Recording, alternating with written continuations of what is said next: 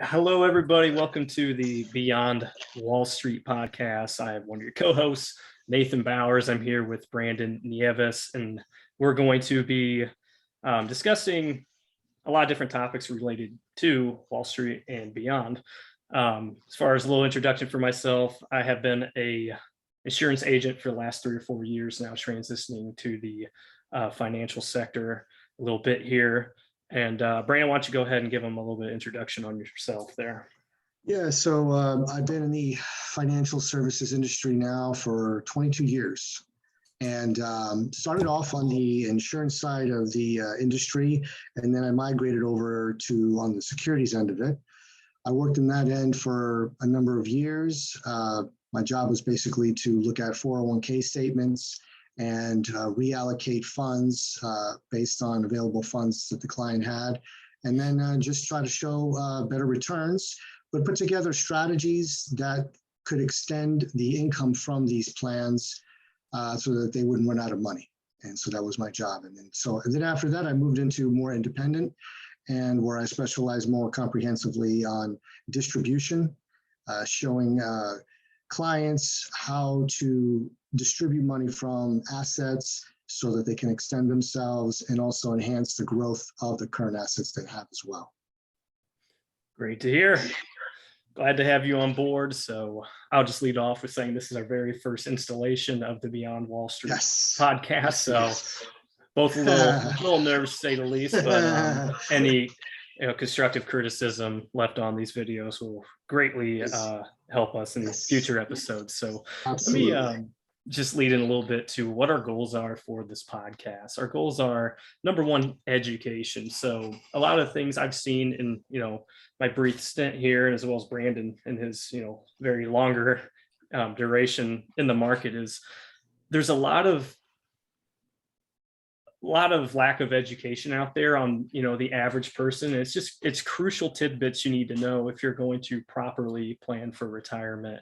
And the goal here is to educate the public on those need to knows. Leading to the second part of this is questions people don't know to ask or just simply don't know in general. And those are, where am I invested? Where should I be? How does my 401k work? How does my Roth IRA work? All options that are out there for you to invest in. How much do I need to invest for retirement?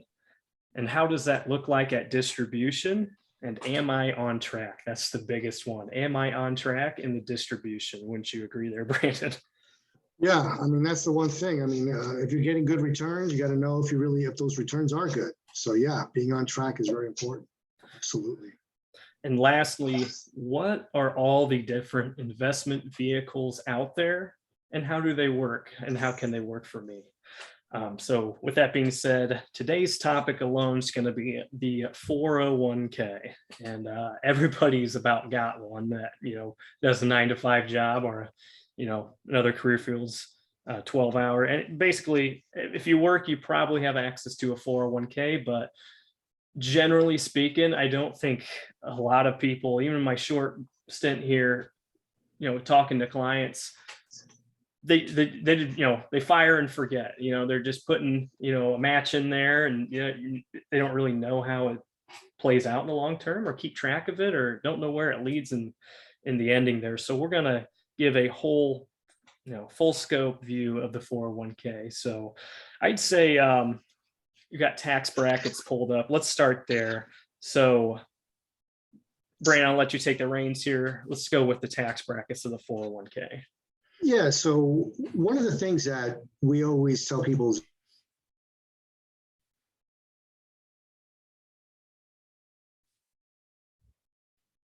Oh, I think I lost you there for a minute. those risks and know how to mitigate those risks. You just cut out for about 10-15 seconds there. If you can just start over. Okay. Well, yeah. So basically, there are 4 essential financial risks that all investment assets go through, and you have to have an idea on how to mitigate that risk, and you have to know, how much exposure you have in certain types of risk factors. So the first being taxation. Tax risk is probably the one that's the biggest one, because this is the one that never goes away. And this is the one that you don't control, especially where you're in the distribution phase in your life, which means you are in the income phase. You're not in the accumulation phase. You're not in the investing phase anymore. You're taking money from these accounts. And so it's important that you understand how these accounts are taxed. And essentially, the government taxes three forms of income. They tax portfolio income, earned income, and passive income. So those are the three that they always tax. And those percentages are always going to change, and they're going to change at their discretion. So you don't have a say in how those percentages are going to change. In a moment here, we're going to look at the history of taxes and different thresholds as well. But if you look here, this is going back from 1913. Okay, and when taxes first started, I mean, you can see here they're relatively, they're very low, and then they spiked up. They spiked up, and then all of a sudden they went back down again.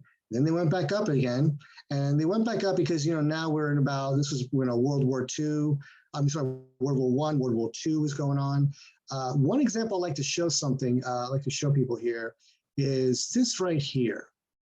So if you look at here, 1940, this is a good example of how taxes work. Now, if you were living in that time period and you made over $5 million, you would be in an 81.1% tax bracket. Now, you could imagine that would only capture a small percentage of the population.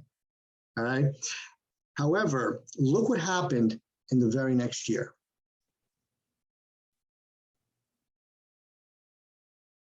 There we go. So now, 1942, notice what happened. The tax bracket went to 88%, but now they lowered the threshold to 200,000. So it went from over here with 81%. Okay, I'm sorry, that was 1941. It was 1941, 1942. So in 1941, it was 81%, covering over 5 million, so almost the same as the previous year. But the very next year, what they did was they increased the percentage and they lowered the threshold. So now they increased to 88%, but now they're taxing 200 people making $200,000 a year. So the government can change the game while the game is still being played. And you have no say in how those percentages are going to affect you. So the only thing you can do is understand which types of incomes are exposed to these types of threats, because I look at taxation as a threat, because once you start pulling money out of an account that's fully taxable, well, now you're at the mercy of where your finances are at that moment.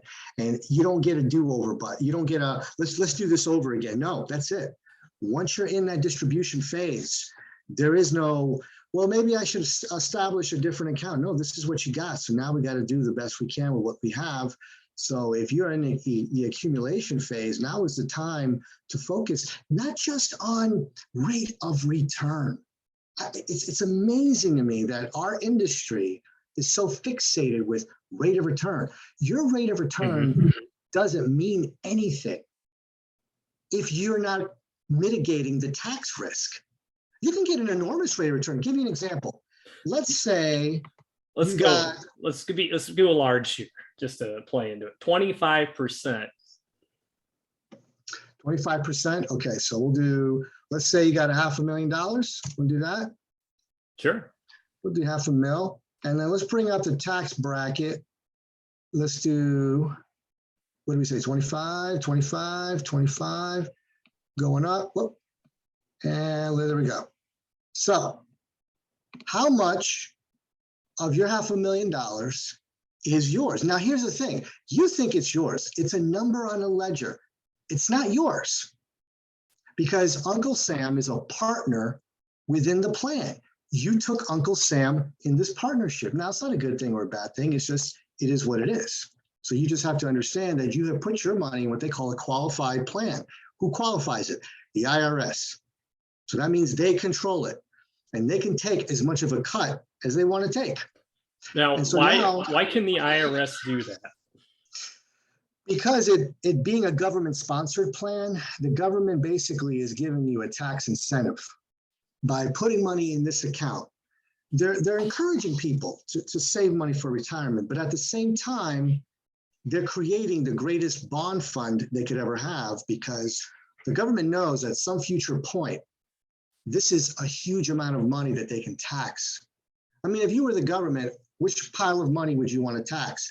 The amount of money that people are investing with, or the amount of money that they're building up and growing? You want to tax the amount of money that they're building up and growing. I'd rather tax the harvest than tax the seeds that are planting the harvest. Because in the fall, I'm hoping they're going to have a huge harvest, and that's the cut I want to have.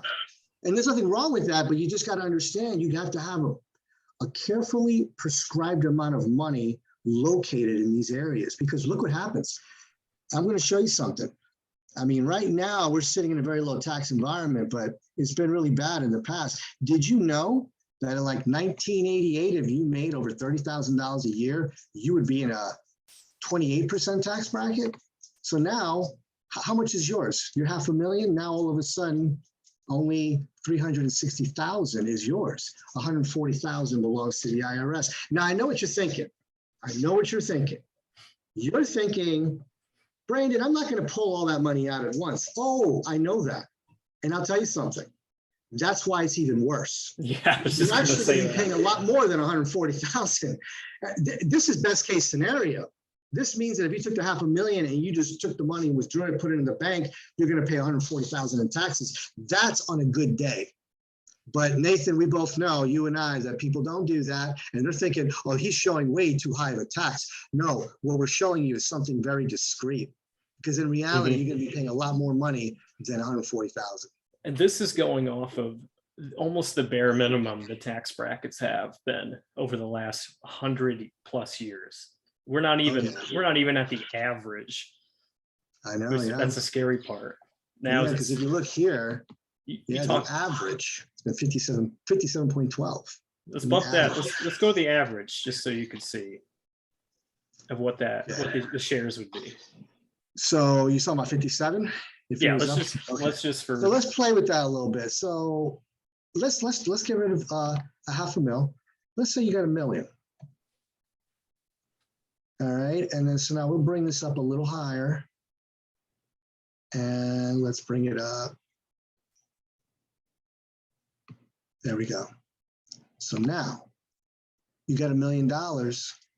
How much of it is yours? $430,000 is yours. The IRS just took a greater share than what you actually have for yourself. You see, you got to remember, they can do that anytime they want. And let's just look at history, and we can look at, big times. I mean, here, the Great Depression.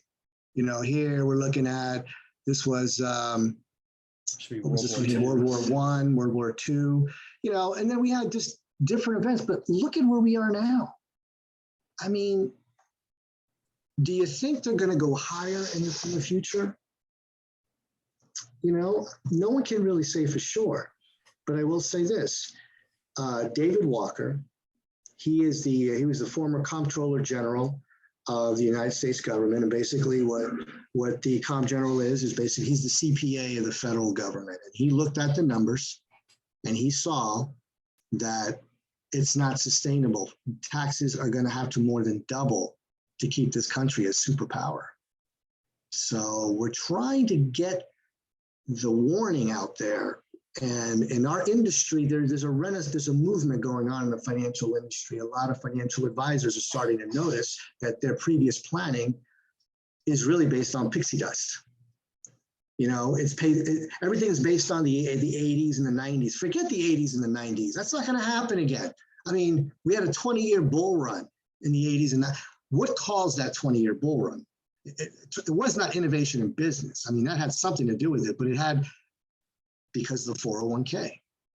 401k, 1978, it was created, but it was implemented in 1980. And when the 401k came out, you had the greatest generation of baby boomers, the biggest generation of Americans. Of the working class. Yeah, the working class. 1946, 1964, all those individuals that were born in that time frame the baby boomers. Every time the baby boomers went into one different segment in their lives, they caused an explosion in that segment. And so when the 401k came out and American companies were trying to get away from pensions because the government came out with ERISA, which is the Employee Benefits Securities Income Act, they mandated that employers had to fund their pensions with a lot higher funding levels. And that, that became very expensive and problematic for employers. Plus the markets were always, just weren't doing what they needed to do. And because of ERISA, it allowed employees to leave their jobs and take their pensions with them. Well, you can't do that because now the employers are dealing with shorter vesting schedules. So what do we do? What do we do? And that is how the 401k creeped in. Well, we'll talk a little bit more about that. Gotcha. I think this would be a great transition as far as, great correlation to it. Let's go look at the debt clock and how this can relate to the tax brackets where they're going to go as far as the future and how that can massively change potentially. Yeah, so the debt clock gives you clues. The debt clock is an indicator. And there's a lot of clues to look at here. And I know when you look at this thing, you see a lot of numbers. And to me, it looks like a time bomb. I mean, doesn't it look like a time bomb to you, Nate? I mean, it looks like a time bomb. This thing's ready to blow up. It's very aggressive with all the red, that's for sure. Yeah. I started looking at this and I said, my daughter is screwed. She's screwed because right now, she's not even a taxpayer yet, and $91,087 is the debt that belongs to her already. She's already $91,000 in debt. But I did something for my daughter that's going to protect her from that. And we'll talk further about that later on, that a lot of parents can do for their kids. Because I'll tell you something, you parents out there, you're sitting in the best tax environment in the history of this country. Yeah, good for you. But your children and their children, they're going to look back in the history books and be like, wow, you guys had it made back then. Mm-hmm. So let's make a little sense of this here. So the first thing we always look at here is the U.S. national debt. Okay. $30 trillion. Now, I don't, we're talking numbers here that really are just, they don't really make sense. I mean, what is even $1 trillion? But I'll give you a visual. If you took a dollar bill and lined it up from the floor, it would actually extend from the floor all the way to the moon and back 200 times. That's just what $1 trillion is. This is 30 trillion and counting. So it's crazy. So one of the things you say, okay, so how do you plan for the future? Because I tell people, if you're putting money in a deferred account, how do you know how much money to actually invest if you have no idea what tax bracket you're going to be in? I mean, how do you know? I mean, there's no way of knowing. There's no way of knowing even where the market's going to be. Where's the market going to be? What tax rate you're going to be? You don't know. You don't know. So, I mean, as advisors, how can we continue to call the same place?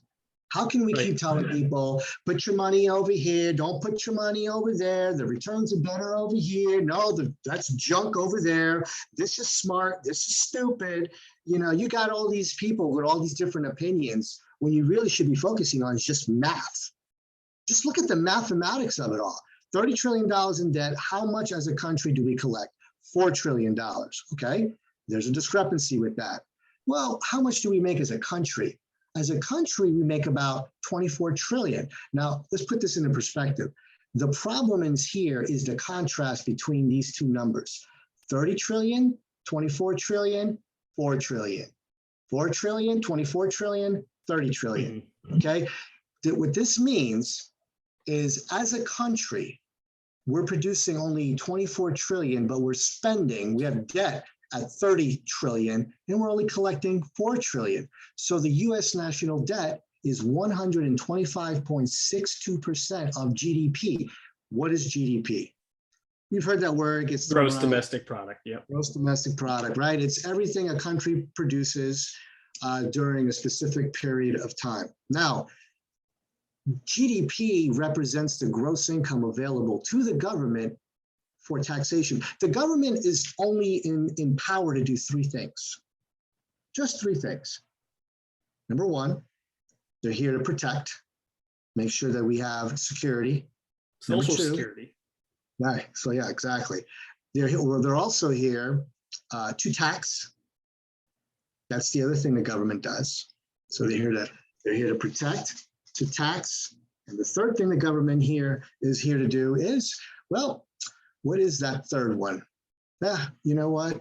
The file got lost. I don't know. I'll come back to you on the third one. But anyway, the government really, they have the sovereign power to tax. So if GDP represents what they tax, if debts are rising at a faster rate in which the government can tax the gross income by, well, then the only way for the government to make up the difference is to do what? Increase the percentage on which they are taxing the gross income by.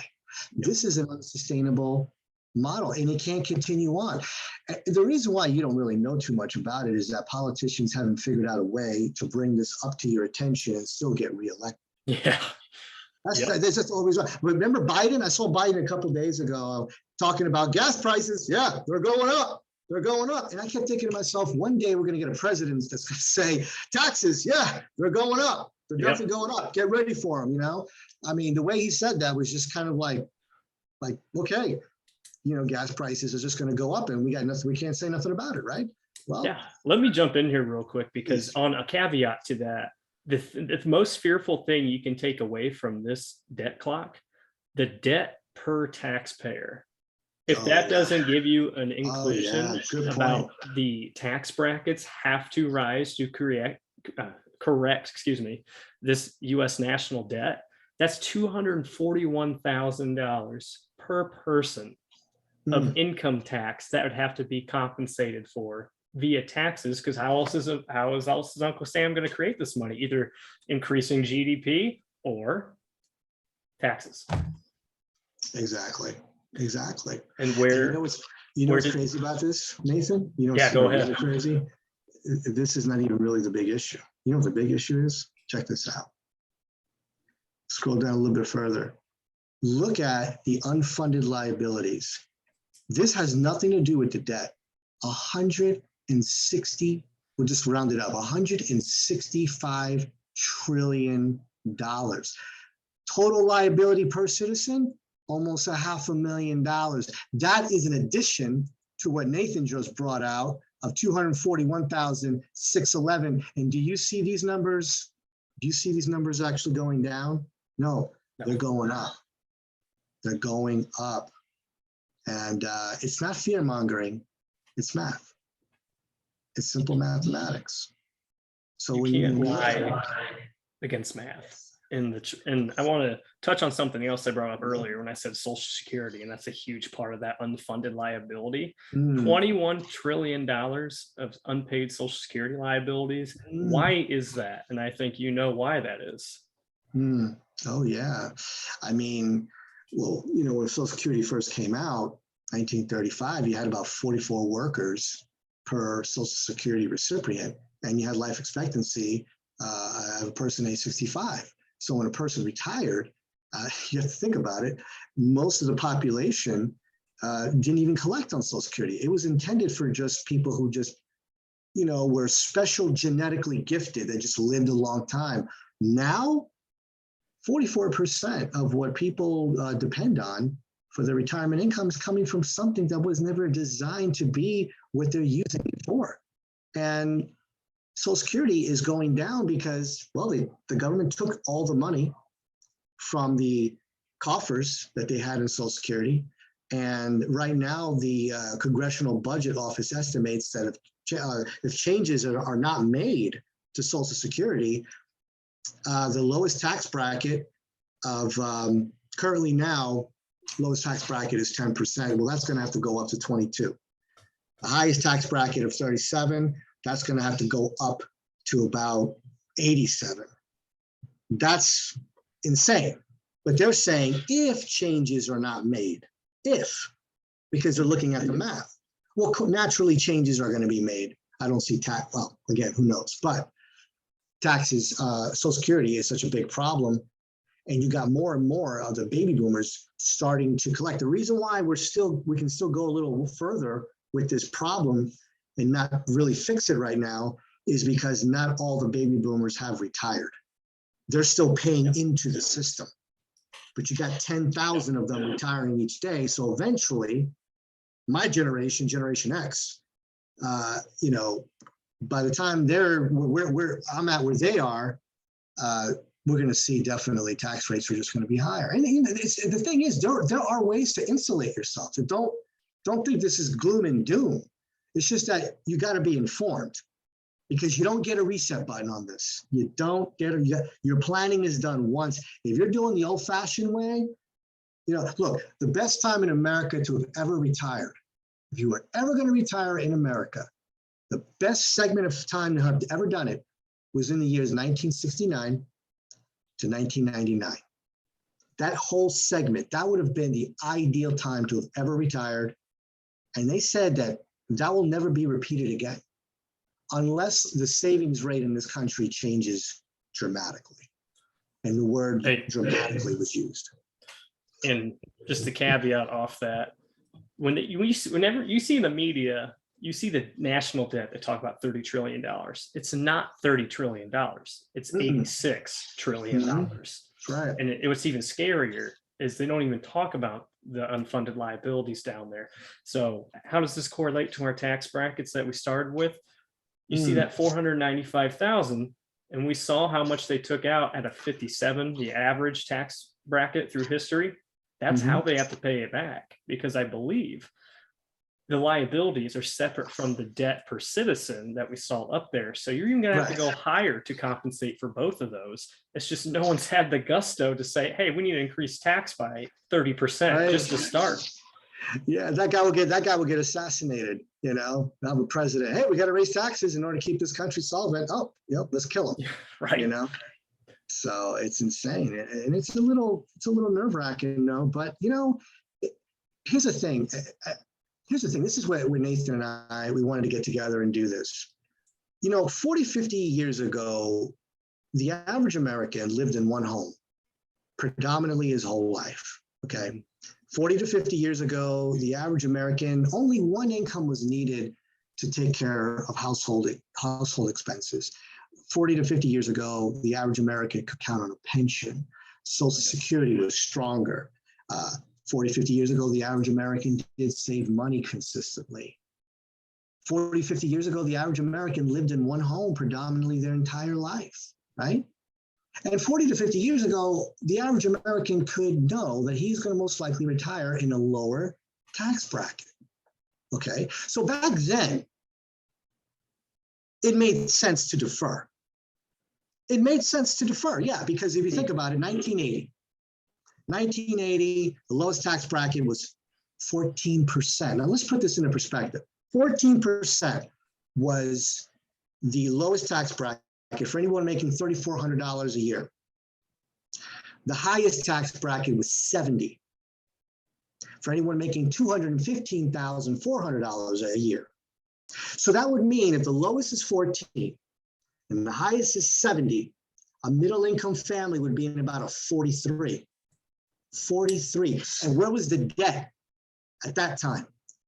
928 billion. Yep. Okay. So now, fast forward to today.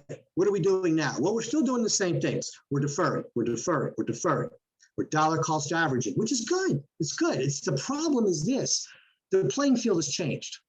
Think about other industries you're aware of. Other industries, they change. They don't just keep manufacturing the same products over and over. For some reason, Wall Street, their claim to fame is keeping the status quo the same. We don't want change. And that's the functionality of it.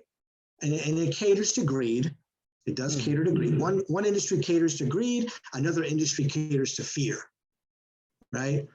But the reality is that now we're in a different environment. Today, the average American does not live in one home his whole life. Today, the average American will move about 4 to 7 different times in his life. Wow, I was going to say 3 to 4. Yeah. Today, the average American will move about 4 to 7 different times in his life. Today, the average American will have about 3 to 6 different occupations in his life. Now we need 2 incomes to come in instead of 1. Today, the average American doesn't have a pension for the most part. Today, the average American doesn't save money consistently because we live in a consumption-driven society. And today, the average American can now not count on Social Security being there. And today, the average American is sitting in a lower tax environment when we have the magnitude of a $30 trillion debt. I mean, look, you tell me. Nobody can tell you the future. Nobody can tell you the future. But what you can do is look at history. And history doesn't repeat itself, but it rhymes. I think Mark Twain said that. I mean, look what's going on with the whole, political dynamic that's going on right now.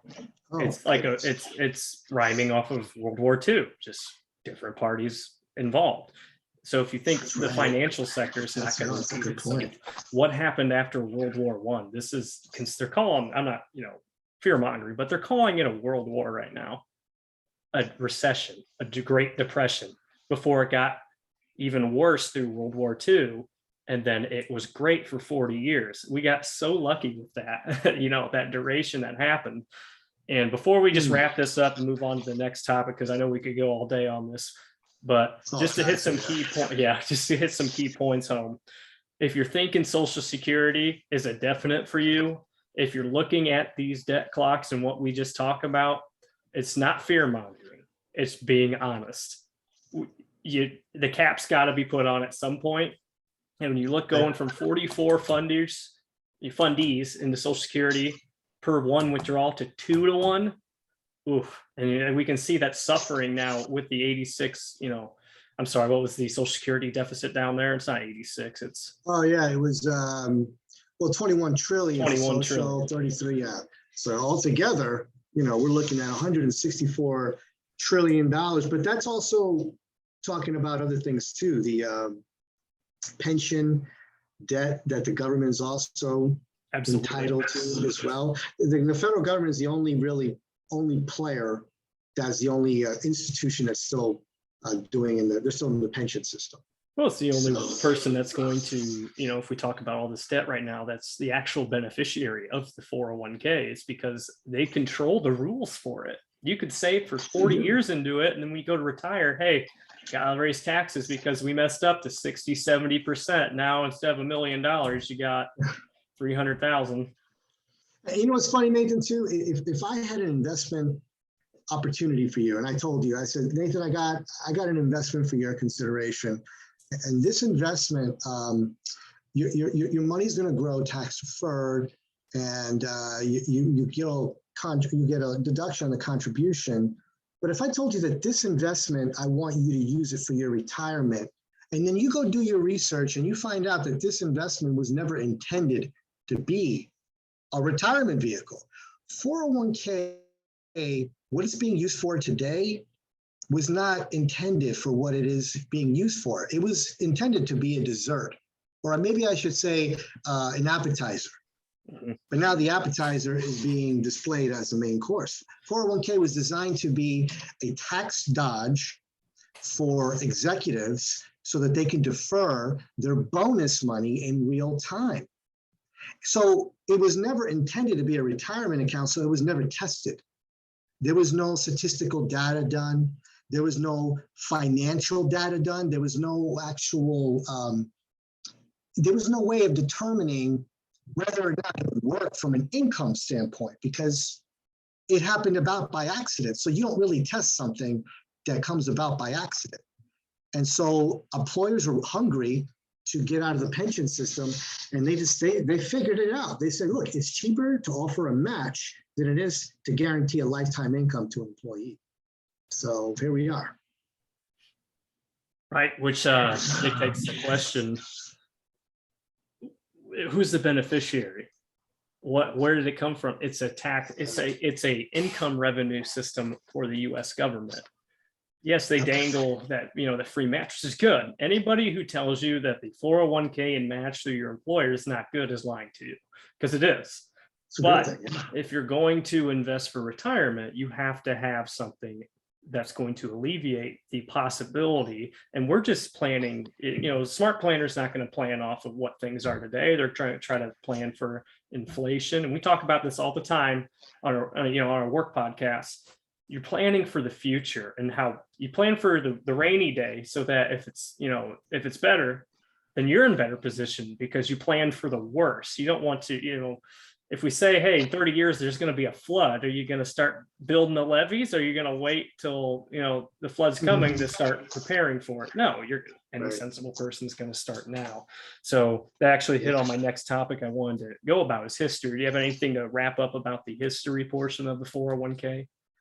No, it's just that, look, if you got a company 401k and they're matching you, take advantage of the match, but put a carefully prescribed amount of money in that 401k and rebalance that portfolio at least once a year. Rebalancing is very important. I can't tell you how many people don't rebalance. You cannot fire another time, but it's very important to do that.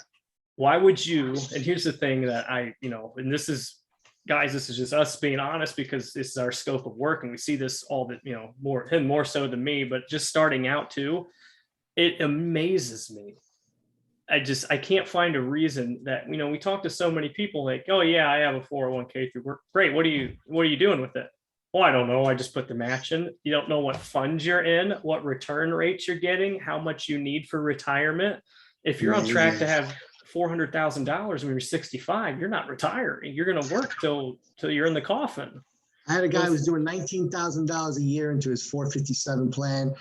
I asked him who put together the allocation. He said he did. I said, when was the last time you rebalanced it? He said, I haven't even looked at it. $19,000 a year of his money he's putting in this thing, and he's not even looking at it. That's something. That's something else. So last thing I'll say before we move on to accumulation and distribution is, if you do not talk to a CPA, a financial advisor, or anybody, you need to do that, because you are going to be caught out in the water when I'm going to retire. Great, I have $1 million. It's too bad that I'll only go out for 8 years, and then where's Social Security at? You have to have a plan. And that's I think the crisis we face right now in America is just based off of who I've been speaking with. The average 95% of people, they do not sit down with someone and create that plan. So they have no idea how much they need to contribute, how that looks when you pull it out, just because no one thinks of it. And I was guilty of it too. I'm 20, about to be 28 years old, and I never thought of it till, I started working in this industry. So if there's one civil service we're offering to those who watch this podcast, is putting those questions to them that they need to ask. And we'll get into further depth about everything else, but that's just the broad scope for today. So let's hit accumulation within the 401k, since we got a good background of how the brackets work, and we'll keep tying that all together. That way we have those strings attached, so we can help formulate a full rounded opinion on it. Yeah, let's look at that. So we look at accumulation, and accumulation is really important because this is the phase that you're building. And a lot of people are in this phase, and the longer you can stay in the accumulation phase, the better, the better it's going to be. And just to let everybody know, the greatest investment in the world is starting your own business. I just had to put that out there. It's called the Side Hustle Fund. That's the best investment in the world, because if you do that and you use other investments, you're just enhancing those returns. The greatest rate of return is always going to come from you, because you can control your rate of return better than any outside investment. Because the investments out there, think about it, are other companies. You're the best company. So accumulation is key, because there's 4 things you got to do right. So first thing you got to do right is you got to know how to invest. What's the best way to invest? Well, systematically, the best way to invest is if you dollar cost average, okay? And just to touch on dollar cost averaging here, if you start with 100 grand and you earn about 5% a year over 20 years, it'll grow to about $265,330, right? Okay, well, let's go and look at some history. Let's look at the market. Now, I'm going to use the most popular one. I'm going to use the S&P 500 total return. And we'll just start from I like to look at the last 20 years, and we'll go starting from 2002 to 2021. It's good Okay. because you got a lot of good years, but you do have some ugly years too. So Yeah, exactly. Yeah. So yeah, 2002, a negative year. And we had 2008. We know what happened there. But look what happened after 2008. I mean, man, we have been in a bull run. I mean, look at this. I mean, absolutely. I just want everybody absorb this for a moment. This is if you had your money in an index fund, a passive investment, not managed. I mean, what is the average? What is the average fee in a good? No, I'm sorry. Let me see here. Let's say I think a good fee I've seen is what 0.45. You know what? We had that conversation before, which is Yeah. if you're lucky enough to be in that huge of a company, but Yeah. we'll go off Yeah. the best possible scenario. So let's use that 0. I think it's 0.47. Yeah, and let's I will go tell even you, a little bit lower. I'll tell you this. You're not. But let's just go there. Yeah. So now it changes the dynamics. Now, if you look at, we're looking at what the market did. Now, let me take away that fee again. Let's look at that fee. Because what was the fee? We're going to look at the fee before. What was the amount? So now the amount before the fee was 616,000. Then we add the fee, and you can see that it dropped to like what, 500 and It's mid 500s, I think. yeah, it's like that. It's like 567,000. So what if your fee is 1%? Or do you even know what fees are? Look, every investment is going to carry a fee. We're not anti-fees. The idea is to know what the fee is. If you're in a private 401k, it's even worse. Oh my God, yeah, especially companies that have less than 100 employees. The best 401ks really to have are the ones that have 200 employees or more. So if you're working for a company and you got a 401k and they got less than 100 employees, you're looking about an expense ratio of about 1.5%. And if you have less than 150, now it's bumping up to about 1.75. If you got about 25 employees or less, you're looking at about 2%. And that's not including all the other fees that come along with a 401k. So the idea is, what are you getting for those fees? But you know what? This doesn't even really matter, because the greatest fee of all is going to be the fee that you got to pay when you start withdrawing money from these accounts. So, but again, I mean, the market did excellent. So if you had 100 grand, even Since with we're real briefly, Brandon, since we're covering fees, just like I was telling you that video I watched the other day, is they took a 30, 40 year 401k investment at a 1.5 to 2% managing fee that your average person is charging you to manage that fund. Over $1 million you will pay that person to manage that account. Wow. That's over $1 million. That is insane. So yeah, depending on how much you invest. Look at that fee now. So I changed the fee to a little more than 1%. And remember what it was originally? It was like 616,000. Now it's reduced to 474,673. I mean, that's just what a little over 1% fee does. And the average is 1 to 3. Yeah, that's right. That's right. So you got to take these things into consideration. Find out what those fees are. One way I always like to recommend to clients is, how do you lower your fees in your 401k? Real simple. Go to your HR department and ask the plan administrator, who's ever administering the plan, that you would like to look at the fees that you're paying now currently. And a real easy way to lower those fees is to go from mutual funds to index funds, because I will tell you, what's really interesting about that is that the majority of money that's invested in 401ks, I'm almost like over 34% of it is always in mutual funds. The other percentage, the other higher percentage of it is in target date funds. And then the rest are little, percentages in international and bonds, but mutual funds and target date funds are the two the majority of 401ks are invested in.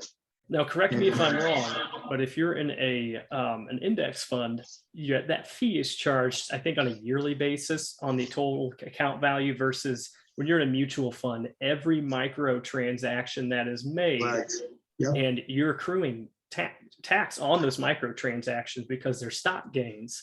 You're not only getting tax, on that portfolio itself, because in a mutual fund, every transaction you have both the management fee and the capital gains tax, correct? Yeah, Exactly. Now, if it's held within a 401k, you're not going to pay the taxes or anything like that internally yet.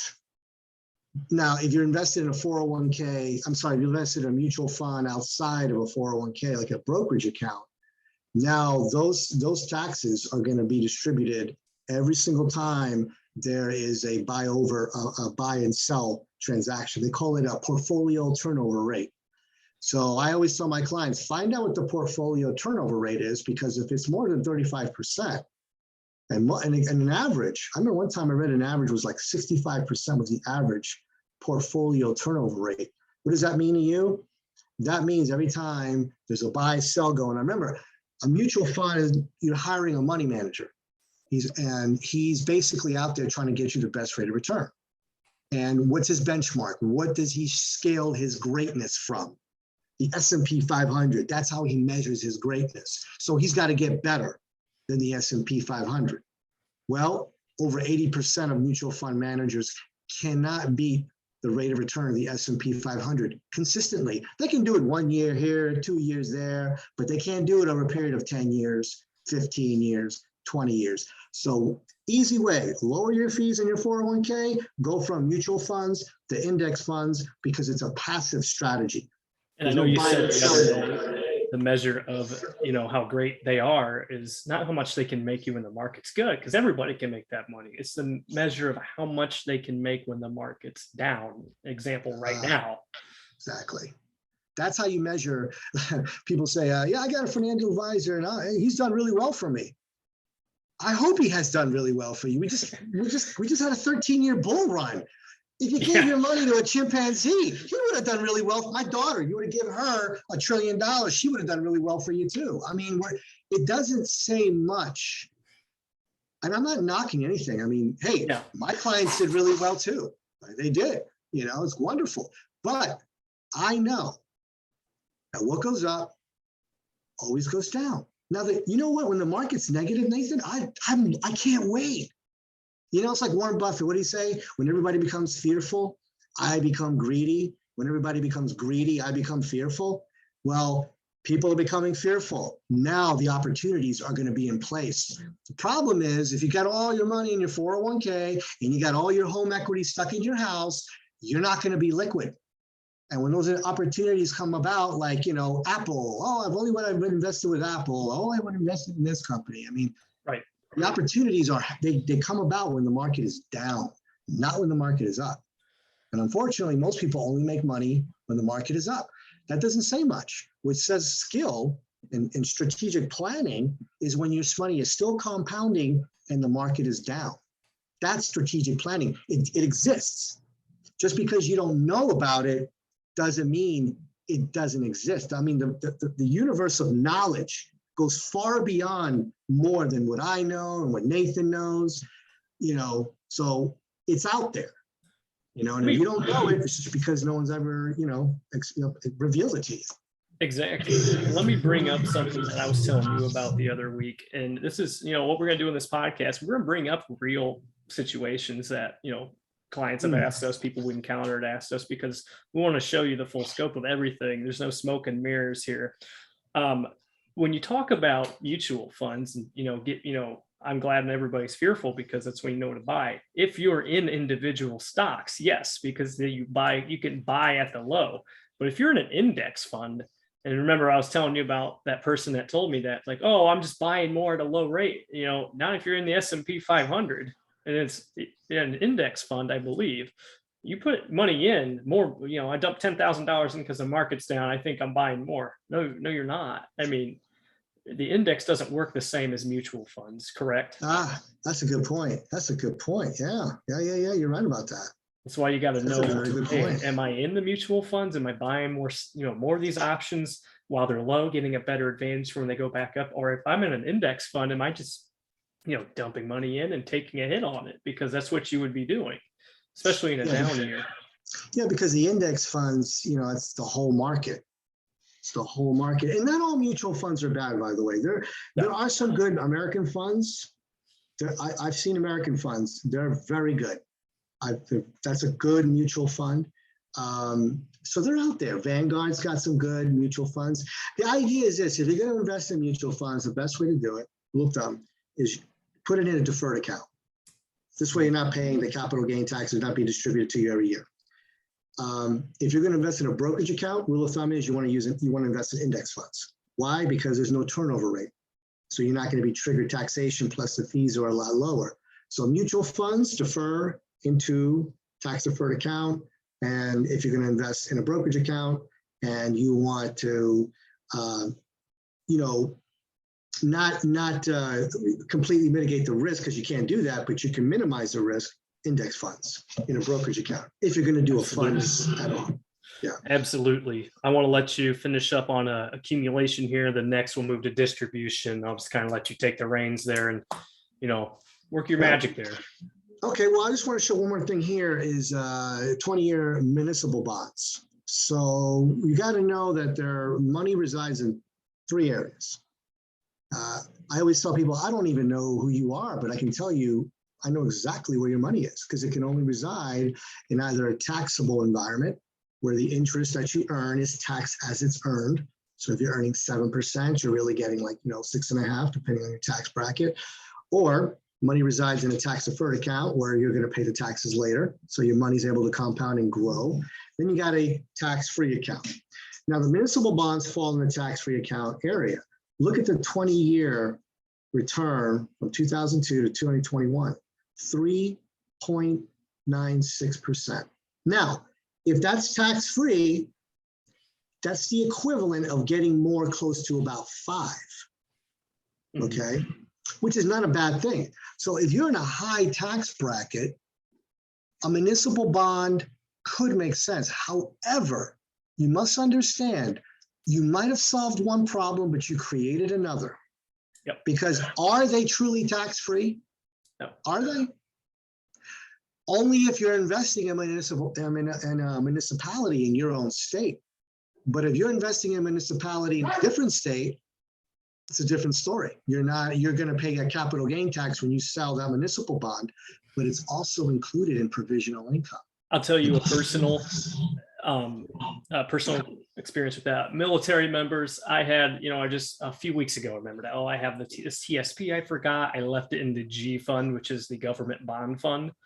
So if you're in a government sponsored TSP or plan for bonds, and I know someone, and of course I'm not going to, bring the name up, we keep anonymous, but someone I know was talking to me about this, and I tried to tell them the point is you can't, if you're only yielding in the bond account, their defense was it's sustained, sustained growth is the best thing for me, and that's not going to be good. I've had this this account for over 8 years, and it got to a couple $1,000s, and when I withdrew it to transfer it, because obviously I want it in one of my accounts because I know what to do better with it now, there's a tax penalty, so it's not tax-free because I was in the G fund, which is a government fund and not a local state one, like you're saying.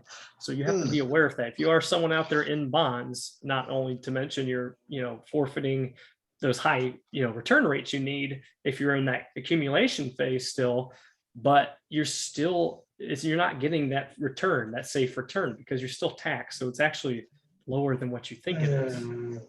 Exactly. That's so true. Yeah.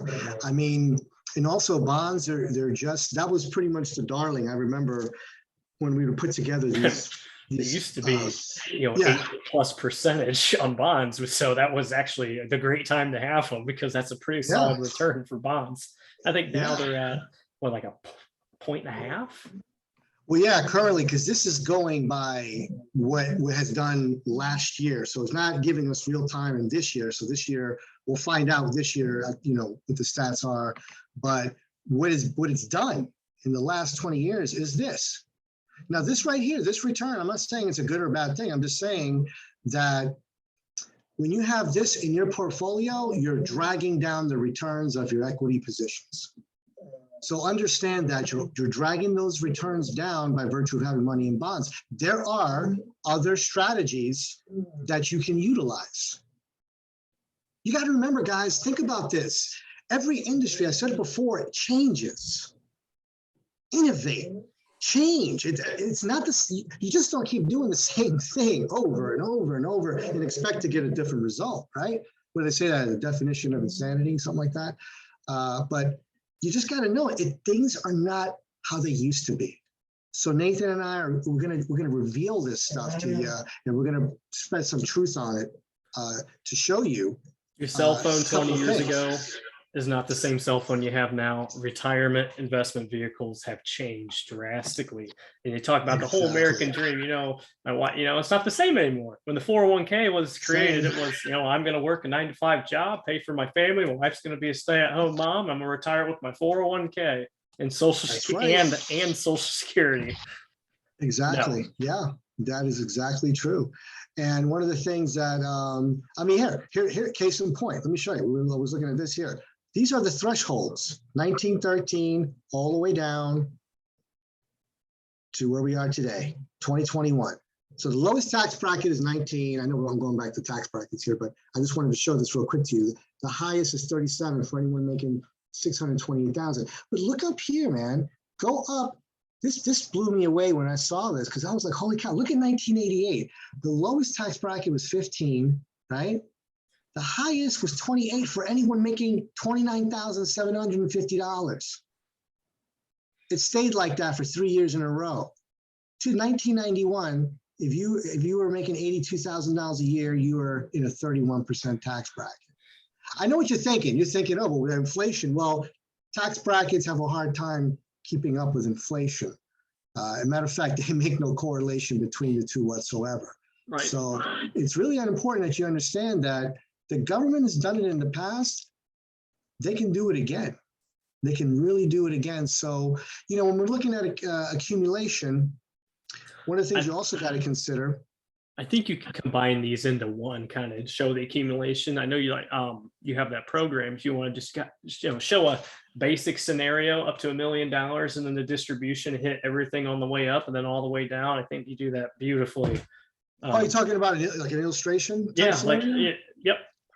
Oh, okay, the illustration. Okay, I'd have to whip out a scenario on that. I'd have to go into my base here. Oh, you don't have to do that. We can do that, We'll do that. You know what? We'll do some scenarios like that where we're going to show you, because I think it's really important to look at that from the distribution. Yeah, I think you're right. I think we can and then we can use it, put other comparisons of other accounts to it too, and kind of show a broad spectrum. Yes. Account A, look at B, the numbers. C, D. Yeah, so let's just do that. Carry on. Yeah, so that's good. So the thing you always got to consider is risk. What's your risk? There's a lot of choices out there, but you truly got to understand how much risk you're taking in any investment. What's your risk exposure? So you got high risk, moderate risk, and you got low risk, okay? Now the common characteristics of the high risk are high volatility, higher rate of return, higher chance of loss. Then you got moderate risk, limited protection options, moderate volatility, limited liquidity, and moderate return potential. Then you got low, guaranteed returns, no loss provisions, okay, meaning your principal is safe, high liquidity, that's a good thing, lower rate of return. Let's talk about liquidity. What does that mean? That means. So yeah, liquidity is about having access, money on demand. How quick could you turn this into cash the next day? Having liquidity is all about it's freedom. Liquidity is options. So liquidity is how quickly can you get to your money? If it's going to take you a year, it's not very liquid. If you could turn it within 7 days to a week, okay, that's liquid. But you need to know what your liquidity is. So when you make an investment, you always want to know, how liquid am I? Not that you got to get the right or wrong answer. If somebody says you're not very liquid, then, oh, don't do it. No. It doesn't mean that. What it means is you just want to know. You got Americans putting all this money in 401ks. I've had some calls that people were calling in, all taking loans out of their 401ks. One guy took out a loan, he had 2 loans outstanding. He's ready to pay back another loan. And now he's calling me up he wants to take another loan out. I'm thinking to myself, what's this? It's amazing. I just don't understand it. So people are blindly putting money in these tax deferred accounts, and they're just forgetting about the liquidity. You have money in the majority of wealth in this country resides in retirement accounts and home equity. And it has nothing to do with the rate of return. It has to do with human nature. We tend to save more when the payment is automatic. Payroll deductions, automatic. Paying my mortgage, automatic. Okay, but those two areas are not liquid. So if you need capital, you got to go through hoops to get it out of your 401k. You can't take a loan on it, but it comes with strings attached. You got 5 years to pay back that loan. You have 5 years. Here's the other thing, a lot of people don't even know this. They say, I can pay but I'm paying myself interest. Yeah, okay, what's the interest rate? It's a little bit above par, so I think it's like about like 3%, maybe a little over 3%. But here's the thing, the money that you borrowed from your 401k is no longer in the account earning interest based on the allocation that you originally had. So how long is it going to take you to pay off your 401k loan balance? If it takes you 4 years, that's 4 years of no growth that loan money is not achieving. Now you got opportunity cost associated to it, because now you didn't just lose that money, like it just was not earning any interest. Now you lost the return it could have earned had you kept it in the account and not took a loan on it. You want to be in a position where your money is constantly compounding. You're better off getting a moderate return and compounding it several cycles over than hitting a home run. 25% growth return, that's great. But now if the market goes down the following year, let's say 10%, you didn't get 25 the other year, did you? No, that's a 10% reduction on your 25% gain. You got to have assets that are constantly moving in motion. Don't always be so fixated on the rate of return, because it's not about the rate of return. It's about how many cycles is your money compounding in.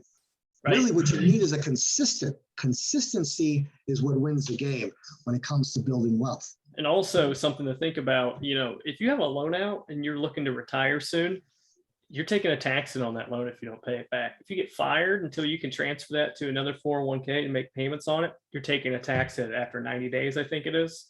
Yeah. That's right. Another thing. You get laid off. Now you have to take a tax hit on that 401k. Well, you get laid off. Now I got to take another loan out and I can't pay the other one back. And you're just, it's not meant to use, like you just said, it's not meant to be used for withdrawals. Yeah, there are loan provisions, but they're not advantageous. And it's actually probably going to end up shooting you in the foot. So just to go off of this graphic on here, high risk, it's your 20 to 40, maybe even 50-year-olds. You want that high volatility because you're in your growth phase. 50 to 60, you're in that moderate risk. You want to still get those returns because you're, about to hit that age, but you also need some protection with your withdrawal phase, age, 60 plus. You need to have that low risk account, because when you're in your withdrawal phase and you talk about you're still in your 401k in your high risk category because that's all you have. In 2008, I'll tell, my father's story because, it's my dad I can talk about. Plus I'm the one who helped him out. So, he had about, a couple $100,000 in there in 2008. And, and it took that minus 38% hit. If he was in his withdrawal phase, that's over $38,000 per 100,000 while you're taking money out. That will deflate. Say you have $1 million. That's $380,000 in 1 year, plus his withdrawal amount if he was in that stage. So think about what Americans that were in their 401k still in 08, and you can't switch over to bonds because it won't keep up with your 4% rule, because you're not getting that much because it's going to deflate itself anyway. So you have to have market gain to sustain. And it's just, you have to know those options, because if you stay in that high risk, you're in a high loss potential too. So just caveating what you said about the investment classifications right there. It's not protected in any way, and it's not very liquid till you hit 60 years old, and not even that 65 more to say. But back to you. We talked about this a little bit. We've already addressed this, but just to show it to you again, these are the main two factors. Accumulation, you really gotta know, okay, how to invest. So dollar cost averaging, that's one way of doing it. But then you got to know where to invest. So where do you invest your money? Where? Well, you can put in a taxable account. We talked about it, tax deferred account or tax advantage. Characteristics of that: this after-tax contribution, ordinary income tax due, or you pay capital gain taxes. Capital gain is on withdrawal, and the interest will affect your Social Security taxation. Okay. And then we got tax deferred. Okay. Allow for both after and before contributions. Ordinary income tax when you withdraw does affect Social Security. Undesirable. If you feel tax rates are going to go up in the higher, I ask that question all the time, Nathan. Do you feel tax rates will be higher in the future, stay the same, or go lower? Oh, they're going to go higher. They're going to go higher. So then why are you deferring? Why are you continuing to put money in your 401k plan? Mhm. You know, if you're going to put money in your 401k, that's great. That's great. But understand all your options. Has anybody ever showed you this? That you have taxable options, tax deferred options, and guess what? Tax advantage options. If you're hearing my dog in the background, I'm very sorry Oh, about you're that. fine. He's my office manager, and and he's not doing his job. You didn't call that. You didn't call those folks that I told you to call, did you? Anyway, after tax is tax advantage. Simply, it's not tax evasion, guys. It's when we say tax free, we're not saying, or you're avoiding the tax. No, what you're doing is you're paying the tax on the contribution today. You're getting it out of the way. Where, let me ask you, do you know what your tax bracket you're in right now? Yes. Okay. Do you know what tax bracket you're going to be 10 years from now? No. So what's the best way to pay your taxes? Now. So tax advantage means you're paying the tax today, and then your money's growing tax deferred. The difference is it's coming out tax free. Right. And that's a huge thing. Yeah, that's huge. I know it sounds good. Doesn't mean that you got to put all your money here. All your money must reside in all three of these areas. Now, Right. percentage wise, everybody's different. I personally feel the greater percentage of your money should be in a tax advantage, simply because the more money you got over here, the more you're going to insulate your money over here. Because if you got money over here, you're going to leave more money in your tax deferred account. And by doing so, you're not going to deplete the account fast enough. The whole purpose of a tax deferred account is maintaining as much money in that account. But if you got to withdraw it for income, then you're better off taking a tax-free account, put those two worlds together. Now you don't have to take as much money from your tax deferred account. You still got your income, you just got income under the radar. So that's Absolutely. a good thing. And it's funny, and I know how many times you probably have this, just off what you said earlier. Do you think your tax rates are going to go up, or do you think they're going to go stay the same? Oh, I think they're going to go up. Then why are you putting all your money in a tax deferred account for later on? And they're like, gee, I don't know. It's a great question. Well, yeah, that's why we're here. Exactly. Oh, exactly. Yeah, and just know your options. Just get educated on that, and then that's way that way you know what you're doing. And then review those options. And one of the greatest, I always tell my clients, is a filter I use: liquidity, safety, rate of return, tax advantages, fees. Just know the answers to those 5 questions. Just 5 of those. If an advisor is recommending something to you, best thing you can ever say in the world is why? Why are you recommending this to me? And understand you have to understand everything he's saying, but one thing you definitely want to understand is how liquid is it? How much risk exposure do you have? How has it earned interest in the past with tax advantages you're getting? And let me see what the fees are. What am I getting for these fees that I'm paying? Mhm. So, and those are questions to ask your advisors, because that's the average person's not going to know to ask that, but you need to know that. Exactly. Absolutely. So you know what, Nathan, excuse me just for a second here. Yeah, for sure. So he takes care of the doggos. So we're just pointing out those are key questions, like we said in the beginning. Now we're talking about the accumulation phase. Where am I at? What's that going to mean when I take this out? What bracket am I going to be in? If you're not asking yourself, what kind of life do I want in 40 years? Do I want to make, how much money do I want to make? I'm making 80,000 now. Do I want to make more when I retire? Or do I want to make less? You have to ask your advisor that, and you have to make a plan on how to get there. So I was just rolling with the punches here till you got back. So yeah. Oh yeah. And I think we wanted to bring out one more thing, didn't we? What was it? Inflation. Oh, well, inflation. Well, right now we're at what, 7.5? Yeah. I mean, you think about inflation, the buying power of inflation. What does that mean? Consider that. Inflation means your inflation, dollar costs in a less nutshell, is really, it's a hidden tax. I mean, really, it's a tax that we're getting hit with. But basically, it's the prices of goods and services that are increasing over time. based on the fact that the money supply has gotten so large. And what happens is it dilutes our currency. I mean, just think about it like this. Anytime you got a lot of the same thing, it devalues that. And then it requires more of it to produce the same result. So it's kind of like, kind of like when you're taking a medication, and I guess if you get so used to that medication and the dosage is not working anymore, so now you got to take more to have the same effect. That's Caffeine. a form of inflation. Yeah, yeah. And then that's how, so inflation is here. I remember when the stimulus things, what was going on with the COVID and all that, I said to them, I don't want enough. No more checks. No more checks, because I knew it. That's going to cause massive inflation. And you know what was the result of that? And if this doesn't get your internal alarm ringing, as I think it was either 82 or 87% of all the dollars printed came in 2021. Wow. It's like 82 or 87%. Yeah, that's right. You can fact check that, but just something I remember seeing. If that's true, that is insane. No, it is true. I remember reading something about that a lot of it came from just that year. It was insane. So, I mean, look, inflation is real. And I always tell my clients this, look, here's the thing.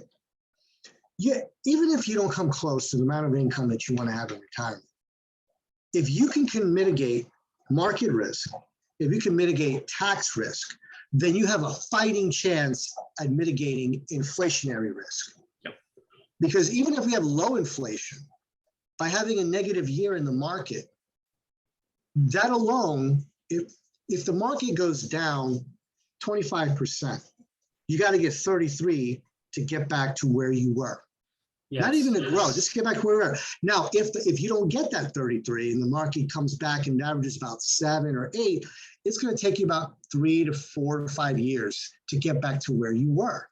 But that 3 to 4 to 5 year period, money was working against you. Although you didn't feel it yet, you don't feel it. Inflation is a silent killer that is only felt when everything is laid out in front of you. There's no going back.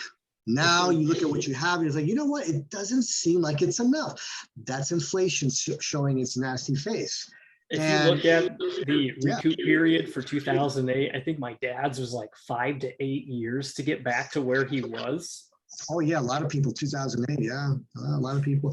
I mean, what kind of financial strategy is that when you make money when the market's up and the market's down, you lose money? I had one person say, yeah, everyone lost money. No, not everybody lost money. It's like saying, my house is I'm gonna get a new room in my house every time the market's up. But if it goes down, I'm gonna lose, maybe half of it. But that's okay. I'm okay with that. I'm okay with that. That's just the way. That's the way it is. That's like saying, I'm okay with being lied to every once in a while. As long as people tell me the truth most of the time. Oh, that's a lie. That's okay. You tell me the truth most of the time. No, that's no way to live. I mean, no, that's no way to have relationships. But inflation is real. You got to consider in your plan. I tell a client, if your desired retirement income is $96,000, adjusted for inflation, well, let's take a look. Notice, you see, your buying power is going down. See, and let's just stop it at year 15. Okay, so now year 15, if inflation's I'm just using 3% here. It's at 7.5 right now. Yeah. Let's look at that. We'll look at that too, but just at 3. That means that your 96,000, 15 years from now, will buy you the same lifestyle that 61,000 buys today. Let me interrupt you for just a second here. So let me tell you the attitude, and my girlfriend's really active on this, and she saw when the markets, first took that 7% hit at the beginning of January, and she posted on Facebook about it. And you know what the people on there were telling her? And I was just like, wow, it's okay, right? They're like, yeah, the market just goes up and down. It's part about investing. I'm like, yeah, I know, right? I know. It just does that thing. It'll come back soon. It's like, do you know what that does? Like, they have no idea. Like, it goes it's down. Like an indoctrination. Yeah, it's insane. That's why, Wealth Beyond Wall Street. We're not saying anything bad about Wall Street. We just want to let people know, think outside the box. The key to this whole thing is your plan. You need to have Right. all these assets we're talking about. We're not dogging anybody who tries to put down, and these are your, your words. Anybody who tries to put down another form of investment is not being wholesome, because That's you right. need all these different legs. It's about how you utilize them. It's about how you Right. build your house versus, Right. just putting all into the garage. You're not going to live Right, in just the right. garage. You need all the rooms in your house to make it home. You need different legs of investment periods to right. get to retirement and make it last. Exactly. Got to make it like, yeah, exactly. You know what? In the end, Nathan, that's our job. Yes. Our job we can talk about all this stuff and show you graphs and charts and money and everything, but the bottom line is don't run out of money.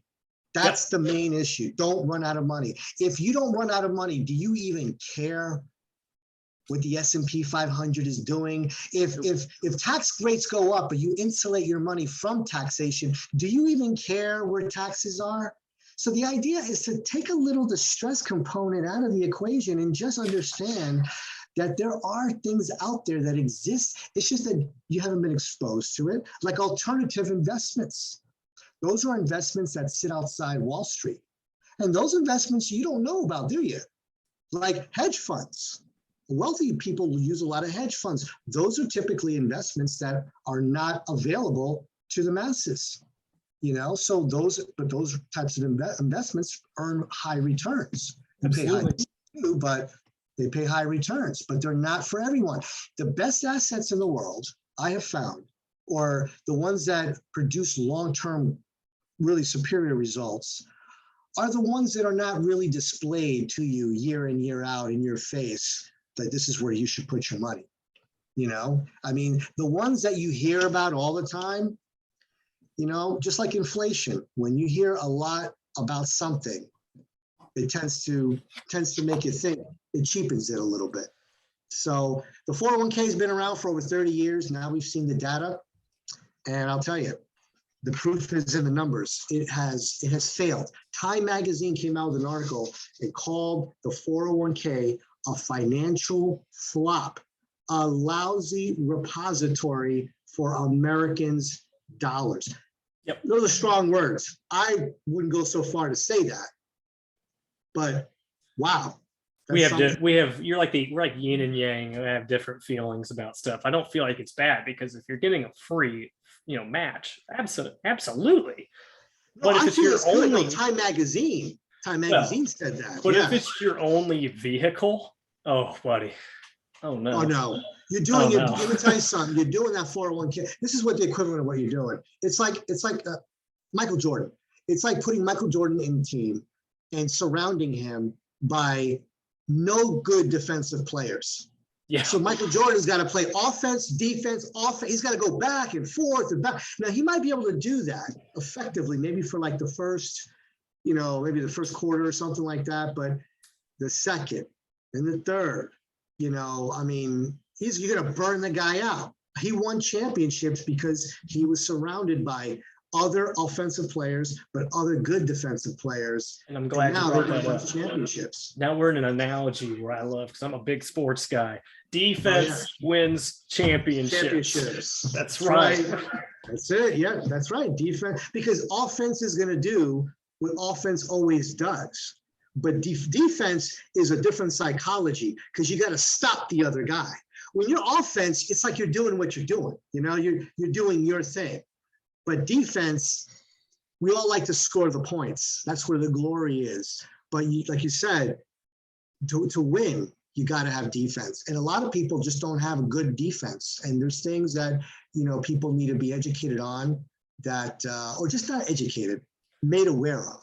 You just have to be aware of what to look for. And that's what we say, questions that you need to know to ask. And that's the whole point, is bringing all we know to the average person, because I think you'd agree with me saying this. We have an epidemic of retirement planning in this country, because how many rich old people do you see? Oh, no, not enough. Not enough, right? And that's our whole goal here, is you have to have a plan. This is too important. it's over a third of your life almost, depending on, you know, how long you live, but it's Yeah. why would you go into that blinding? It's supposed to be retirement's supposed to be the best portion time of your life because you're not working anymore. You put in all the hard work so you can retire. If that, why would you not make a plan to that? That's like buying a house without ever going seeing the home, you know? Right. It's crazy. But I know we're almost wrapped up here, so you do Yep. your thing. We kind of sidebarred there for a little bit, but it was great. No, but that's good. But here, this is the problem that we're looking at. So 61,000, that's what your money is going to be reduced to. You're going to need $150,000 to buy what 96,000 buys you today. Show me current inflation. Let's even go a little bit under. Let's go 7% because it's like 7.5 right now. Oh man, I'm right. Geez, you want to go there? You really want to go there? I don't even know if I want to see it. Brandon, these people need to know the truth and all possibilities. The truth, but they can't handle the truth. Nice. You know, as Jack Nickel will say, Nice. You can't handle the truth. I don't know if I can handle this truth because this is true. Wow. So currently 6,000. Okay, so let's step it up. Let's go out 10 years only. Let's just stop. Oh, great. And let me go back a little bit. And let's go to 10. Ugh. $96,000, 7% inflation buys you $48,000. That means that 10 years from now, if inflation stayed at 7, you're going to need $188,000. Wow. You're going to need that's just in 10 years. That's without the tax bracket too. No, not even. Let's go back a little further. Let's say 5. Ugh. Wow. Look at that. Without attributing taxes too, correct? Yeah, we're not attributing taxes to this equation. So you're going to walk away with a lot less money, a lot less. So 5 years from now, 96,000 is going to buy you with $68,000 buys you right now. That's at 7% inflation. You know, the main thing is you got to know, remember, you got to know where your money's located, taxable, tax deferred, tax advantage, know where your money's located. Okay. We call that structural risk. Know where your money is located. The other is risk. Is your money in a high risk environment? Is it in a moderate? Or is it in a conservative? Know that, or is it a low? Just know the answers to those questions. And also know how much of my money is accessible to me right now if I needed it. You know, I did this for clients and I show them, I say, so I'll ask them, you know, those 3 bars you saw. So how much, you know, if you wanted to, I create the ideal portfolio, how, as a percentage, how much money would you want in a conservative environment, aggressive or low? Give me the percentages. They'll give me the percentages. Okay, all right. And then how much money would you want in a tax-free environment, tax-deferred environment, taxable environment? They'll always give me the higher percentage in the tax advantage environment. I'm sorry, did you say tax-free? I meant to say tax advantage, but translation tax-free. That's the funniest thing when I say, oh, tax-free. There's no such thing as tax-free. There is such thing as tax-free. It just means paying your taxes today.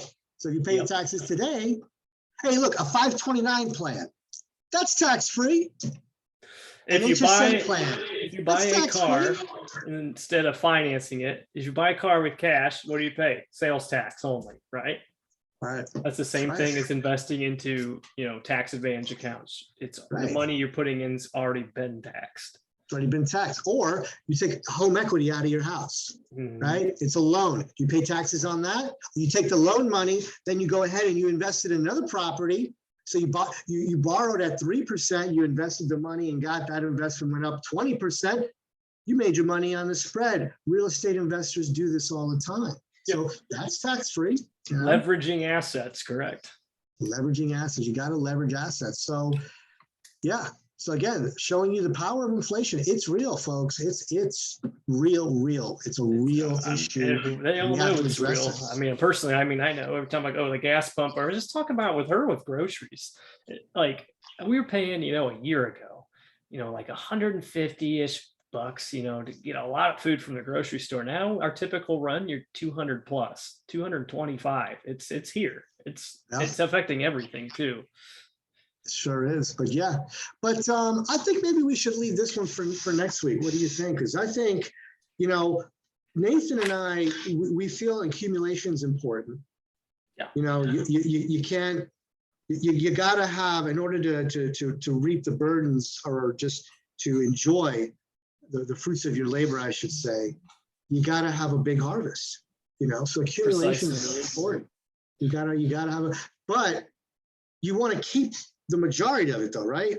Mhm. So you got to also focus on, I'm a big believer in mitigating the risk called sequence of return risk.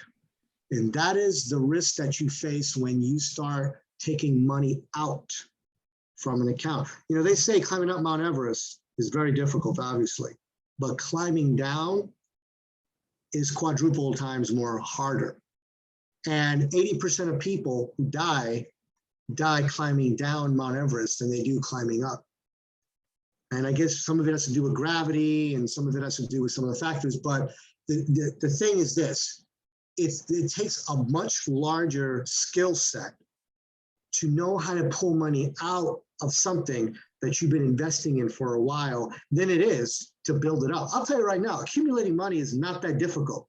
You just got to be disciplined enough to keep throwing your money into an account, have the mental fortitude to make sure that you keep that money still growing, whether the market's up or down, doesn't matter. You keep going, you keep moving with it. Right? I think you have a metaphor for that about your present self and future self that I really like. Oh yeah, the future self, because there's 3 U's, right? You got past you. Past you is all about where present you is right now. So if you don't like where present you is, that's because blame it on your past you. Okay. But now your future you is still hanging out there in the rising, and he's hoping to God, or she's hoping to God, that you do the right thing now, because future you is at the mercy of what present you is doing. And there is a battle, there's a war going on between present you and future you, between your current wants and your current needs to your future needs and your future wants. You got to remember, your needs and wants don't just stop. They keep going. Your desires keep going. So you've got to make sure that you can still fund those future desires. You got to think about, future you, but do it in a way where you can actually have fun along the way, not locking up all your money in different areas where you can't touch and just focusing on one thing. Focusing on the rate of return is like buying a car and just asking the guy, are the wheels good? Yeah, they're great. Okay, that's all I need, because I need the wheels because that's what drives the car. That's all you look at? If that was the case, we'd all see the same kind of car on the roads, but we don't. We see all different kinds of cars. Why? Because people make more decisions on what kind of car they're going to buy than just looking at the wheels. With finances, the same way. You just can't base decisions on the rate of return, because remember, you don't control it. Your advisor doesn't control it.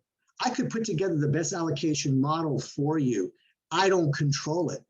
All I'm trying to do is balance you out. So, okay, if this goes down, hopefully this is not correlated with this, and hopefully when that goes down, this will go up. But there's no science behind it. All there is just looking at what the past has done, and then kind of like saying, all right, bonds have done this, stocks have done this. Stocks have always been the best place to have your money in for the long run.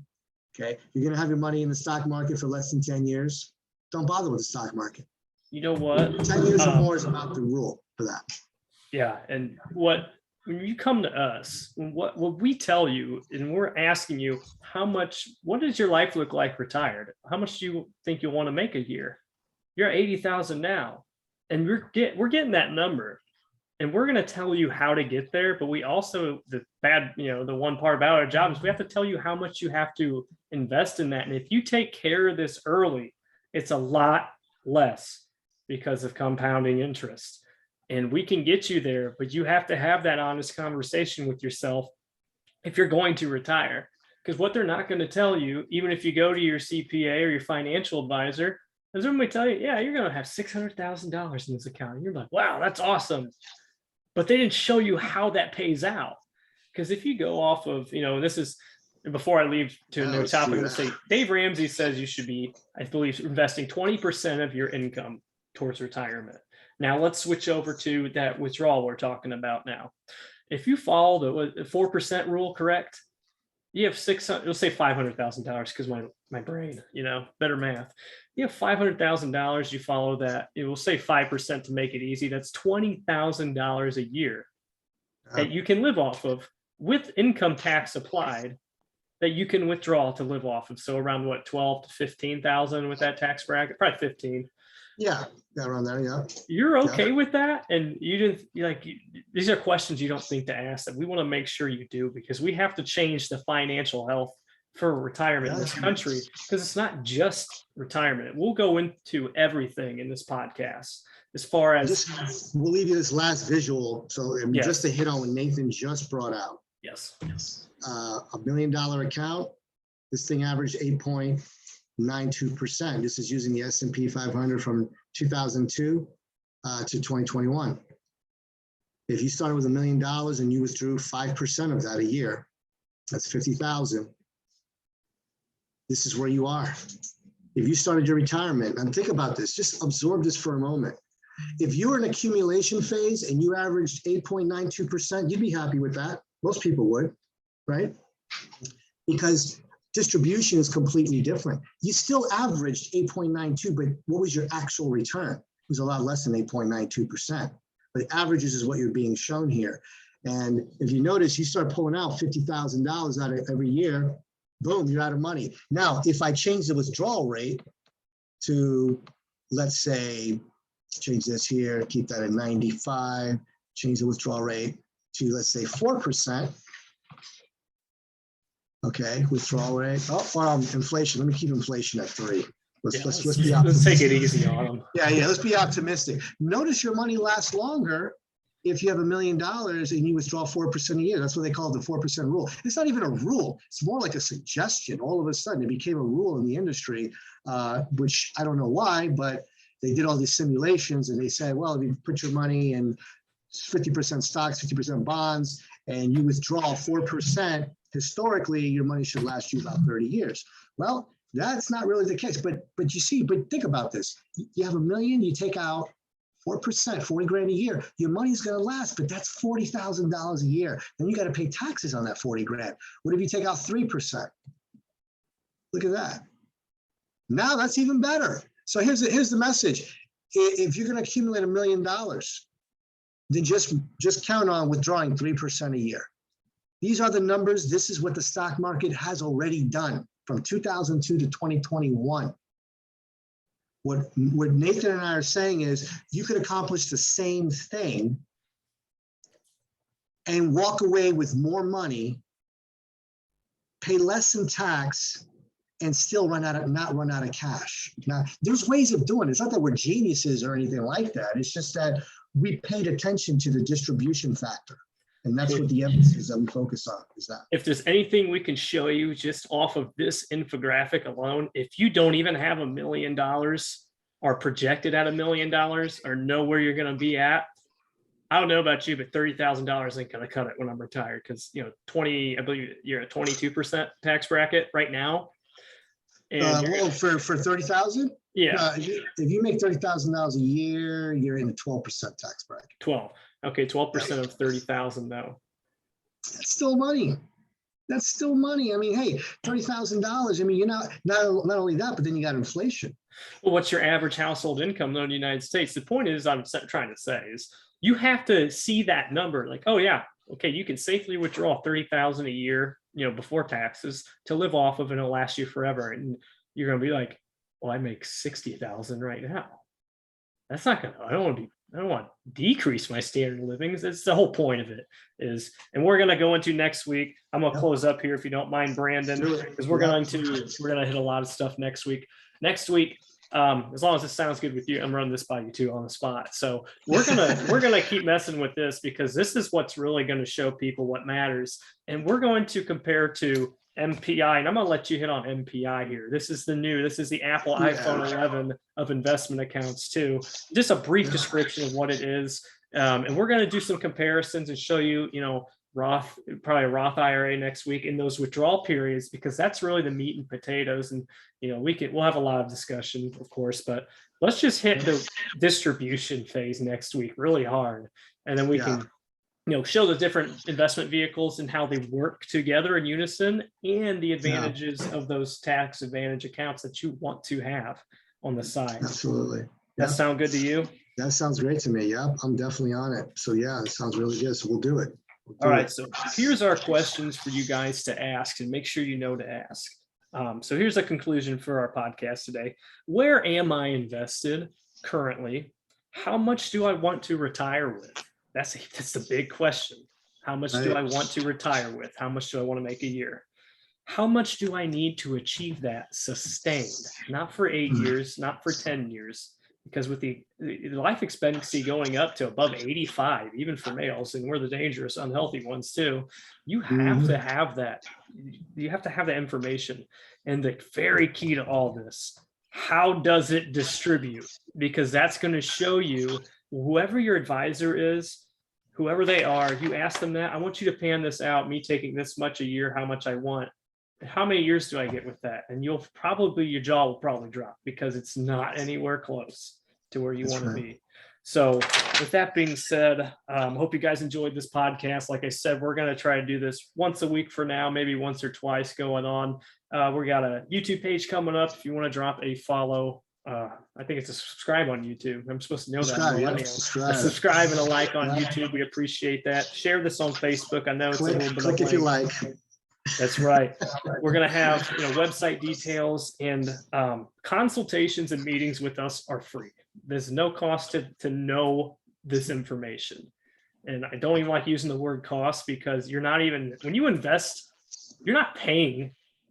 It's your money. Right. You're not paying a cost. You're investing. Yes. Right. So Exactly. So we're going to have links, and, comment if you want to, schedule 15-20-minute consult with us and just go over your situation, find out what it is. We'll look at that for you, and we can make that game plan for you. That's all how it works. And we're even going to go into how we get paid and how everybody else gets paid on this too. So there's that's going to be a segment. We're going to do a show on that one too. Absolutely. Because it's actually going to surprise you how we get paid versus, other lines of work. So yeah, exactly.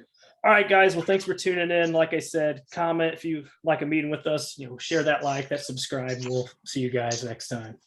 All right. See ya. See you, Brandon. Thanks. You got it, my friend.